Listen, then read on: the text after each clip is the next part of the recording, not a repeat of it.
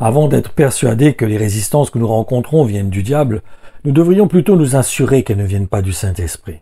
En effet, il est possible que ce soit lui qui nous résiste, comme l'âne sur lequel le prophète Balaam était assis et qu'il a frappé, pensant qu'il ne voulait pas lui obéir. Et cela venait de ce qu'il se détournait de la direction vers laquelle donc Balaam voulait aller.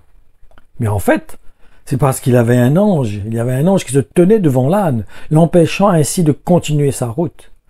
Alors que c'était les conséquences de la désobéissance de Balaam, qui était animé d'une attitude qui n'était pas celle que doit avoir un prophète, qui doit bien sûr obéir exclusivement à Dieu.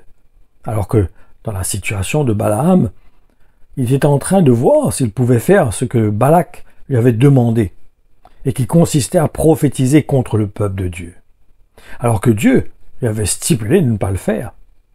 Et cette réaction de Balaam venait du fait qu'il avait été séduit par la proposition que lui avait fait le serviteur de Balak, qui lui avait proposé de l'argent pour maudire le peuple de Dieu. Faisons très attention de ne pas considérer le témoignage du Saint-Esprit dans notre cœur et de lutter, pensant lutter que nous luttons contre le diable, alors que peut-être c'est le Saint-Esprit qui est en train de nous résister, qui veut témoigner, qui veut nous interpeller dans une situation précise. Donc ma conclusion, Romains 8,14 nous dit « Car ceux qui se laissent diriger par l'Esprit de Dieu sont fils de Dieu. » Donc, celui qui est né de nouveau en ayant placé sa foi en Jésus-Christ doit apprendre à considérer le témoignage du Saint-Esprit dans son cœur. Cela va démontrer s'il est réellement un disciple de Jésus-Christ, ce qui l'a permis de devenir enfant de Dieu.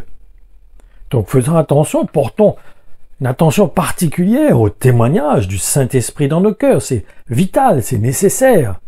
Si nous sommes des enfants de Dieu, si nous sommes des disciples de Jésus-Christ, ne négligeons pas que le Saint-Esprit est le trait d'union. C'est lui qui rend témoignage de la volonté du Seigneur dans notre cœur. C'est lui qui nous alerte. C'est comme, vous savez, ces témoins qui sont sur les tableaux de bord.